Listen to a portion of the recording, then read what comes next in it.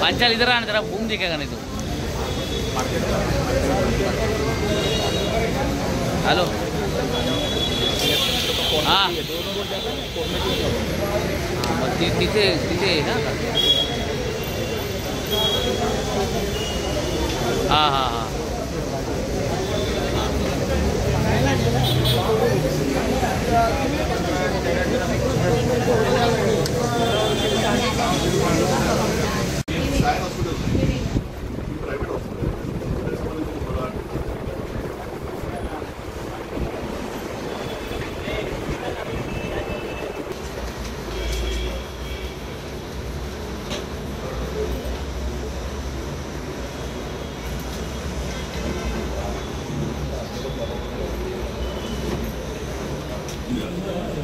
तो मला असं लागेल ठीक आहे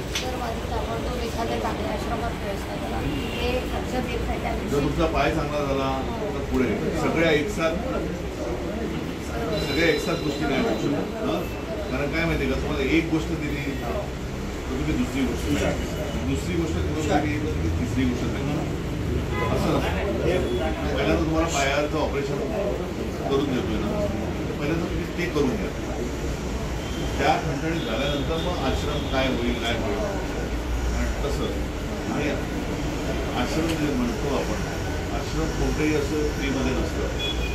आपण प्रयत्न करू शकतो. जसं की तुमचं ऑपरेशन जे आहे माझा आश्रम आहे शिवसेनेचे जे आश्रम आहेत प्रत्येकाचे आश्रम असतात पण कसं आहे त्याला काही लिमिटेशन्स असतात आणि तुमची जबाबदारी सोडल्यानंतर तिथे सिग्नेचर लागतात की तुमच्या मागे कोण आहे या सगळ्या गोष्टी असतात. कळत की नाही कोणीतरी नातेवाईकाने तुमची जबाबदारी घेतली पाहिजे.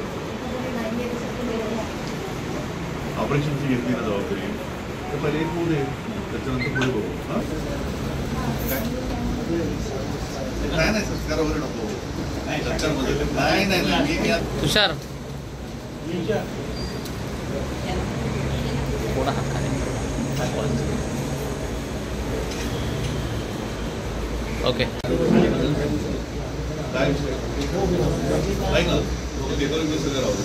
जरा अर्ज बनवा का तुम्ही त्यांच्याकडे नसेल उद्धव साहेबांना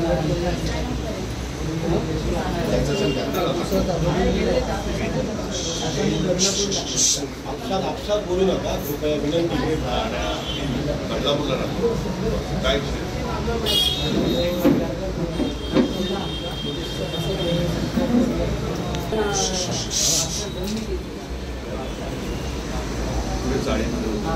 जाळीमध्ये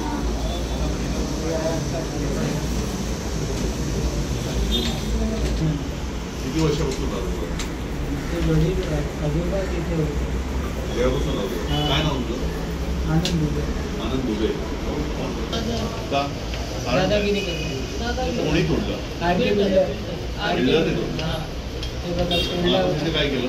आता तिथे काहीच नाही केलं फक्त जागा खाली पडलेली आहे आणि त्यांचा मुलगा हे आहे पंजाबी दादागिरी डबल एजंट रवी पंजाबी काय भांडणावर होती. हां भांडण होती ना जागाविषयी. आम्ही बोलले आम्हाला घर द्या घर बदली आणि तो जागा त्यांची सांगितली म्हणजे तुमचं घर आणि मागितलं डेव्हलपमेंटसाठी. महानगरपालिकेची समस्या काय सांगाल का? नाही यावर मी काही टिप्पणी करू शकत नाही पण मला एवढंच माहिती आहे की सध्याच्या वातावरणामध्ये जे दोन ब्रँड आहेत महाराष्ट्राचे ब्रँड जे आहेत ते फक्त ठाकरे ब्रँडच आहेत. त्याच्यामुळे भेटीगाठी प्रत्येकाच्या होत असतात पण त्याच्यातनं ठाकरे दोन बंधू एकत्र यावेत याच्याहून आनंदाचा क्षण कुठचा असणार नाहीये. आम्ही त्याची आतुरतेने वाट बघतोय. बाकी भेटीगाठी प्रत्येक जण प्रत्येकाच्या घेत असतो त्याच्यातनं आपण काहीतरी वेगळं काढणं हे काही योग्य नाही. काय वाटतं येणाऱ्या महानगरपालिका निवडणुकीत पाहिलं तर ठाकरे गट असतील मनसे असतील खासदारकी असेल आमदारकी असेल कुठे यश कमी मिळालं होतं कुठं नेरेटिव्ह सेट केलं होतं मात्र ईव्हीएम वरती देखील दोष देण्यात आला होता. कसं बघतात याकडे? खरं तर माझा हा जनता दरबारचा विषय आहे ठाण्यामधला. त्याच्यामुळे कोणतेही राजकीय विषय मला घेणं योग्य वाटत नाही कारण मुळातच मी सर्वसामान्य जनतेच्या विषयी म्हणून हा जनता दरबार घेतलेला आहे. आपल्या सर्वांच्या प्रश्नांची उत्तरं आज तरी मला देता येणार नाही, कारण तो माझा विषय नाही. सर्वसामान्य जनतेच्या विषयी जर तुमचे कोणते विषय असतील माझ्याकडे तर तुम्ही ते मला सांगा, मी ते मांडतो. ते देखील विचारणार आहे. मात्र जसं जनता दरबार तुम्ही घेतात त्या वाटतं राज ठाकरे देखील अनेक समस्या आढा घेऊन हे फडणवीसकडे पोहोचत आहे, किंवा नक्कीच कुठेतरी भेटीगाठीमध्ये कुठेतरी राजकीय वळण लागेल. नाही, मला त्याच्याबद्दल मी काही बोलू शकत नाही, कारण तो माझा विषय नाही. पॉलिटिकली काही बोलणं हा माझ्या सध्या तरी मी त्याच्याबद्दल काही तुम्हाला स्टेटमेंट देऊ शकत नाही. पण एवढंच सांगेन की महाराष्ट्राच्या हितासाठी सर्व मराठी माणसांनी एकत्र आलं पाहिजे आणि त्याची नांदी ही झालेली आहे. योग्य वेळी योग्य डिसिजन्स दोन महाराष्ट्राचे दिग्गज नेते, ओरिजिनल शिवसेना आणि राजसाहेब ठाकरे घेतील. त्याच्यामुळे येणारे कोण आहेत, काय करतायत, काय नाही करतायत, या सर्व राजकीय घडामोडी ज्या आहेत त्याच्यावर मी भाष्य करणार आहे. सध्या दोन भाग एकत्र यावे अशी देखील मराठी इच्छा आहे, अशी देखील बॅनर झाले. मात्र वाढदिवसानिमित्त देखील काका पुतण्याची बॅनर जनता दरबारबद्दल आपण मला जर काय विचारणार असाल तर आपण बोलूया, कारण हे राजकीय विषय. मी तुम्हाला विनंती करेन की राजकीय विषयांबद्दल मी कोणतीही टिप्पणी करणार नाही, कारण ते माझे विषय नाहीत.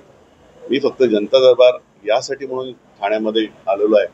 धर्मवीर आनंद दिघे साहेबांच्या चरणी नतमस्तक होऊन आज मी उद्धव साहेबांच्या आदेशाने आणि ठाण्याचे आमचे सर्वांचे लाडके नेते आदरणीय राजन विचारे साहेब, माझे जिल्हा प्रमुख केदार दिघेजी, सर्व माझे शिवसेनेचे पदाधिकारी यांच्या ठाण्यामध्ये आज मी इथे फक्त सर्वसामान्यांच्या व्यथा काय आहेत, काय काय विषय आहेत ते मार्गी लावण्यासाठी म्हणून हा माझा ठाण्यातला पहिला जनता दरबार आहे.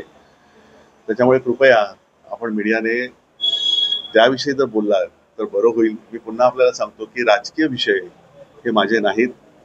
सर्वसामान्यांचे विषय असतील तर तुम्ही मला सांगा, मी त्याच्यावर तुम्हाला काही बोलू शकतो. भाजपचा गणेश नाईकांचा जनता दरबार ठाणे शहरामध्ये 2 वेळा पार पडला. त्यानंतर अनेक जनता दरबार ठाणे शहरामध्ये सुरू झालेला आहे. काल कळवण देखील खासदारांच्या श्रीकांत शिंदेचा जनता दरबार पार पडला. आज तुम्ही मुख्यमंत्र्यांच्या बालेकिल्ल्यामध्ये उपमुख्यमंत्री बालेकिल्ल्यामध्ये हा जनता दरबार घेत आहात. तुम्ही जनता दरबारामध्ये प्रसिद्ध आहात. नागरिकांच्या समस्या या ठिकाणी कशा प्रकारे निराकरण नेमकं केलं जाणार? अनेक समस्या अजूनही भेडसावत आहेत. अनेकांच्या समस्या सुटल्या नाही, एवढ्या जनता दरबार होऊ शकतात. कसं आहे माहिती आहे का, बालेकिल्ला हा शिवसेनेचा आहे आणि तो हिंदू हृदय सम्राट शिवसेना प्रमुख बाळासाहेब ठाकरे यांचा आहे. आणि त्यानंतर जर हा बालेकिल्ला जर कोणाचा असेल तर तो धर्मवीर आनंद दिघे साहेबांचा आहे. ठाण्यामध्ये जनता दरबार हा काय पहिल्यांदा नाही आहे. मी तर दिघे साहेबांच्या चरणी नतमस्तक होऊन त्यांचा एक अनुयायी म्हणून, त्यांचा एक शिवसैनिक म्हणून फक्त मी सर्वसामान्य जनतेच्या ज्या व्यथा आहेत त्या काय आहेत, त्यांच्या तक्रारी काय आहेत, त्यासाठी म्हणून मी इथे बसलेलो आहे. कोण काय विचार करतोय हा माझा विषय नाही. त्याच्यामुळे जर तुम्ही जे म्हणताय की आदरणीय गणेश नाईक जे असतील किंवा अजून कोणी जे जनता दरबार घेत असतील, पण प्रश्न तर तसेच प्रलंबित राहत आहेत. सर्वसामान्यांचे जे विषय आहेत ते मार्गी लागत नाही आहेत. कन्स्ट्रक्शन वाढतंय, रोड आहेत, गटर आहेत, नाले आहेत, त्याच्याहून पलीकडे सर्वसामान्य जनतेच्या ज्या व्यथा आहेत, बिल्डर घरं देत नाहीत, त्यांचे पैसे परत करत नाहीत, नोकऱ्या महाराष्ट्रामध्ये नाही आहेत, नोकऱ्यांसाठी सर्वसामान्य जनता बाहेरगावी जाते, त्यांना लुबाडणारे महाराष्ट्रात आणि मुंबईमध्ये ठाण्यामध्ये भरपूर जण आहेत. त्यांना आपण गव्हर्नमेंटचे लायसन्स देतो, पण ते लायसन्स देताना त्यांच्याकडे ते सर्व आमच्याकडे सरकारी सर्व लायसन्स असल्यावर सुद्धा सर्वसामान्य जनतेची ज्यावेळी आत्ताच माझ्याकडे 2 माणसं येऊन गेली, त्यांचं असं म्हणणं होतं की मला बाहेरगावी पाठवणार होते, पैसे घेतले, 2-2.5 लाख रुपये घेतले, पुण्याकडनं 5 लाख रुपये घेतले आणि नंतर सांगतात की आम्ही तुम्हाला पैसे देणार नाही आणि आम्ही तुम्हाला बाहेर पाठवणार नाही. मग हे ज्यावेळी गव्हर्नमेंटचे ज्यावेळी लायसन्स त्यांना दिले जातात ते त्यांचे बंद कसे केले जात नाही. ठाण्यामध्ये खुलेआमपणे फसवणारे जी दुकानं आहेत, बिल्डर आहेत, त्यांना चाप कसा बसणार. त्याच्यामुळे हे जे विषय आहेत, रोज कोणी ना कोणीतरी कोणत्या ना कोणत्या विषयी फसतोय आणि मग आपण जागरूक नागरिक म्हणून सर्वसामान्य जनताच्या महिलांचे जे विषय आहेत ह्याच्यामध्ये प्रामुख्याने महिलांचे विषय आहेत. ज्या महिलांना फसवलं जातं किंवा त्यांच्यावर जो अन्याय होतो त्याच्यावर आवाज उठवला गेला पाहिजे, म्हणून हा जनता दरबार आहे. इकडच्या स्थानिक लोकांसाठी म्हणून हा जनता दरबार आहे. एवढंच मी सांगेन याच्यावर आपल्याला. काय वाटतं महानगरपालिकेच्या निवडणुका न्याय तर 100% देण्याचा प्रयत्न करू. प्रशासन गेल्या 2.5 ते 3 वर्षापासून इथे लागलेलं आहे. त्याच्यामुळे कोणतीच कामं जनतेची झालेली नाही आहे. मी ज्यावेळी ठाण्यामधनं सर्वात मुद्दा आहे ट्रॅफिकचा मुद्दा आहे. मी ज्या ज्या इकडनं रस्त्यांमधनं जातोय त्या प्रत्येक ठिकाणी ज्या वस्त्या आहेत तिथे मी बऱ्याच ठिकाणी तुम्हाला नालेसफाई झालेली नाही आहे. मी बराच विभाग फिरतोय. बऱ्याच समस्या आहेत पण तिथे दुर्लक्ष केलं जातंय, दुर्लक्ष होतंय कारण तिथे प्रशासन बसलंय आणि जे नगरसेवक आहेत ते आता कोणी ऍक्टिव्ह नसल्यामुळे शिवसेना एकमात्र अशी आपली उद्धव साहेबांची सेना आहे की ज्याच्यामध्ये सर्वजण ठाण्यामधले सर्व माझे पदाधिकारी काम करतायत आणि जास्तीत जास्त महिलांचे आणि विभागातले विषय मार्गी लावण्यासाठी म्हणून आम्ही रस्त्यावर उतरलेलो. त्यासाठी गरज पडली तर महापालिकेवर आम्ही मोर्चा नेऊ, आंदोलनं करू, पण न्याय देण्याचा प्रयत्न करू. तुम्ही उल्लेख केला की जी जनता दरबार ना मला कोणाला कम्पेअर करायचं आहे. प्रत्येक जण शासनाचा जनता दरबार आणि शिवसेनाचा जनता दरबार शासनाचे विषय असतील तर ते शासनाच्या मार्गाने काय करत असतील मला माहित नाही. पण तुम्ही एक समजून घेतलं पाहिजे की सर्वसामान्यांच्या ज्या व्यथा आहेत ना त्या वेगळ्या असतात. म्हणजे अत्याचार होत आहेत, डोमेस्टिक व्हायलन्स आहेत, महिलांवर नवरा बायकोची भांडणं आहेत, अशा बरेच विषय आहेत. नोकरी नाही आहेत, बाहेर जात मी तुम्हाला सांगितलं की बाहेर जावं लागतं पण त्याच्यामध्ये फसगत होते.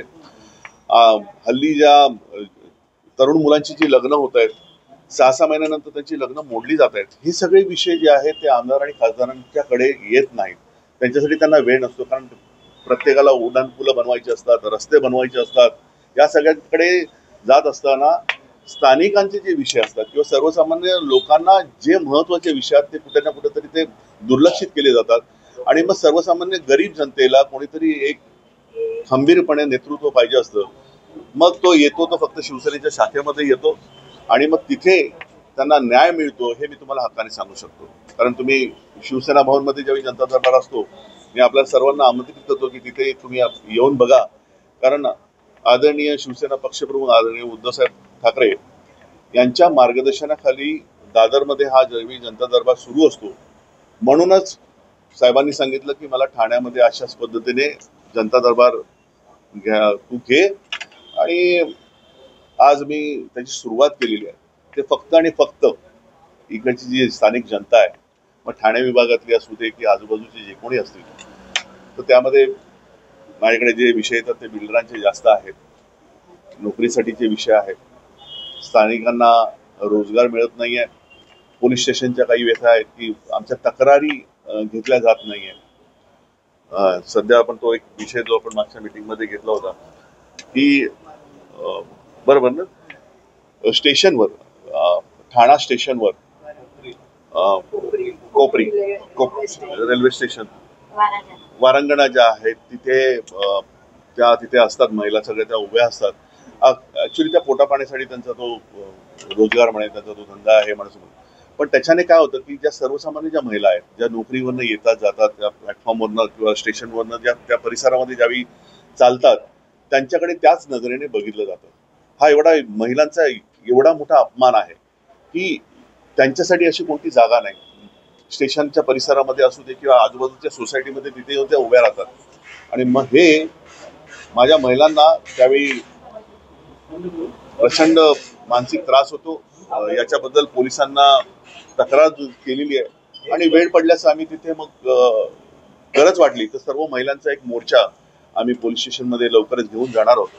कारण हे सगळं बंद झालं पाहिजे. हा विषय फार गंभीर आहे.